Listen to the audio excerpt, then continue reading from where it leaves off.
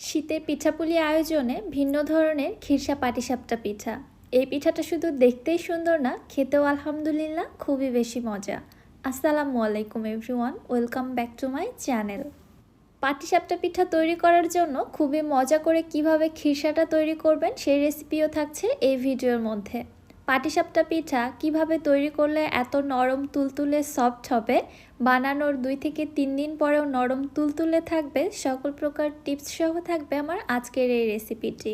আশা করছি আমার আজকের এই রেসিপিটি দেখার পর পাটিসাপটা পিঠা তৈরিতে আপনাদের আর কোনো প্রবলেমই হবে না। চলুন তাহলে কথা না বাড়িয়ে রেসিপি দেখে আসি। বিসমিল্লাহ। ফার্স্টেই আমি খিরসাটা রেডি করে নিচ্ছি। এখানে একটি প্যানের মধ্যে নিয়ে নিচ্ছি 1 কাপ লিকুইড দুধ, সাথে দিয়ে দিচ্ছি 1 কাপ গুঁড়া দুধ। গুঁড়া দুধ দিয়ে খিরসাটা রেডি করলে আমার মনে হয় সব থেকে বেশি টেস্টি হয়। খিরসাটাকে দ্রুত ঘন করার জন্য 2 টেবিল চামচ দিলাম চালের গুঁড়া, সাথে দিয়ে দিচ্ছি 1/3 কাপ চিনি, আর মিষ্টির ব্যালেন্সটা ঠিক রাখার জন্য দিয়ে দিলাম 1/4 টিস্পুন লবণ। চুলাটা কিন্তু এখনও আমি জ্বালিয়ে দিইনি। এই অবস্থাতে সব কিছু ভালোভাবে একসঙ্গে মিক্সড করে নিয়ে দেন চুলাটাকে জ্বালিয়ে দিচ্ছি। আমি এই খিরসাটা তৈরি করার জন্য এখানে চিনির ব্যবহার করেছি, আপনারা চাইলে গুড় দিতে পারেন। মিশ্রণটা কন্টিনিউয়াসলি নেড়ে যেতে হবে, এছাড়া কিন্তু তলাতে লেগে যেতে পারে। আর এই খিরসাটা খুব দ্রুত রেডি হবে, দেখতে পারবেন 3 থেকে 4 মিনিটের মধ্যেই খিরসাটা ঘন হতে শুরু করেছে। এইভাবে অনবরত নেড়ে নিব। কিছুক্ষণ পরে যখন দেখবেন এরকম একটা ঘন খিরসা রেডি হয়েছে, এই পর্যায়ের মধ্যে দিয়ে দিচ্ছি 1 টেবিল চামচ ঘি। ঘিটা দেওয়ার ফলে খিরসাটা খুবই বেশি সফট হবে, খিরসার মধ্যে আর স্টিকি ভাবটা থাকবে না। সেই সাথে পিঠা খাওয়ার সময় পিঠার মধ্যে থেকে খুবই সুন্দর একটা ঘিয়ের ফ্লেভার আসবে। খিরসার কনসিস্টেন্সিটা যখন এই পর্যায়ে চলে আসবে, ঠিক ওই মুহূর্তে চুলা থেকে নামিয়ে রেখে দিব, কারণ খিরসাটা ঠান্ডা হওয়ার পরে আরও কিছুটা ঘন হয়ে আসবে। খিরসাটা ঠান্ডা হতে থাক, ততক্ষণে আমি পিঠার ব্যাটারটা রেডি করে নিই। এখানে একটি মিক্সিং বোলের মধ্যে নিচ্ছি আমি 2 কাপ ভেজা চালের গুঁড়া। পিঠাটাকে নরম এবং সফট করার জন্য দিয়ে দিচ্ছি 1/2 কাপ ময়দা। ময়দার পরিবর্তে আটাও নেওয়া যেতে পারে। দিয়ে দিচ্ছি 1/4 কাপ গুঁড়া দুধ, 1/4 টিস্পুন দিচ্ছি লবণ। চিনিটা একটু পরে ব্যবহার করছি, তার আগে সব কিছু খুব ভালোভাবে একসঙ্গে মিক্সড করে নিচ্ছি। সব কিছু একসঙ্গে মিক্সড করে নেওয়ার পরে এর মধ্যে দিয়ে দিচ্ছি কুসুম গরমের থেকেও একটু বেশি গরম পানি। পানিটা যখন আপনারা গরম করবেন, দেখবেন হাঁড়ির তলা থেকে বুদবুদ ক্রিয়েট হচ্ছে, বাট পানিটা ফুটে ওঠেনি প্রপারলি। ঠিক ওই পর্যায়ের পানিটা এখানে ব্যবহার করতে হবে, তাহলে পিঠাগুলো অনেক বেশি সফট হয়।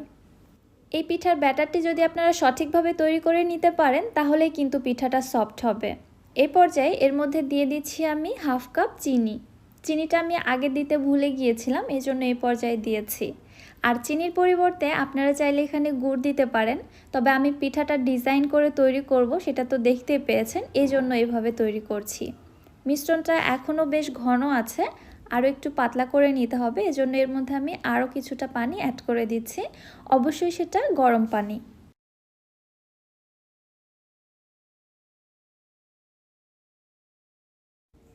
পানিটা ভালোভাবে মিশিয়ে নেওয়ার পরে ব্যাটারের থিকনেসটা এখন ঠিক এরকম হয়েছে। যেহেতু আমি নকশি পাটিসাপটা পিঠা বানাবো, এজন্য সামান্য একটু পিঠার মিশ্রণ অন্য একটি বাটির মধ্যে নিয়ে কয়েক ফোঁটা রেড ফুড কালার দিয়ে মিশিয়ে নিচ্ছি। আপনারা চাইলে এখানে অন্য যে কোনো কালার ব্যবহার করতে পারেন, তবে আমার কাছে রেড কালারটাই খুবই বেশি ভালো লাগে, এজন্য আমি এইটাই ব্যবহার করছি। কালারটা মিক্স করার পর মিশ্রণটা আমি একটি পাইপিং ব্যাগের মধ্যে ফিল করে নিচ্ছি।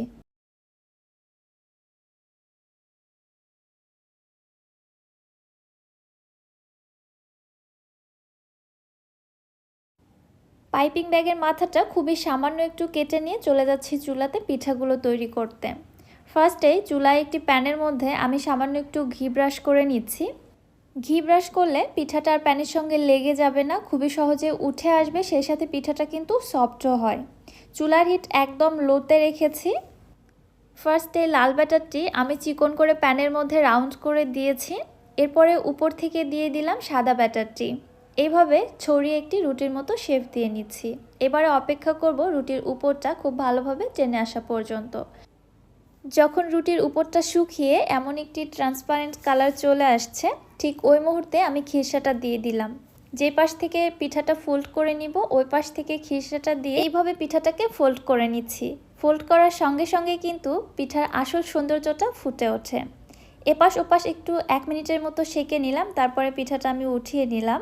এরপর একইভাবে আমি আবারও একটি পিঠা আপনাদের তৈরি করে দেখাচ্ছি। প্রত্যেকবার পিঠা দেওয়ার আগে অবশ্যই ঘি ব্রাশ করে নেবেন, চাইলে আপনারা তেলও ব্রাশ করে নিতে পারেন। ঠিক আগের মতোই লাল ব্যাটারটি দিয়ে দেওয়ার পরে দেখবেন ব্যাটারটি যখন টেনে এসেছে, তারপরে সাদা ব্যাটারটি দিয়ে এভাবে রুটির মতো একটা শেপ দিয়ে নিতে হবে। অপেক্ষা করছি উপরটা আবারও টেনে আসা পর্যন্ত। যখন টেনে আসবে আবারও আমি খিরসাটা দিয়ে পিঠাটিকে ফোল্ড করে নিচ্ছি। অবশ্যই চুলার হিট লোতে রেখে পিঠা ভাজবেন, তাহলে দেখবেন আমার মতোই এমন সফট পিঠা আপনারাও তৈরি করে নিতে পেরেছেন। এই পিঠা তৈরি করা এমন কঠিন কিছুই না, কিছু সাধারণ টেকনিক ফলো করলে কিন্তু এত সুন্দর পিঠা তৈরি করা যায়।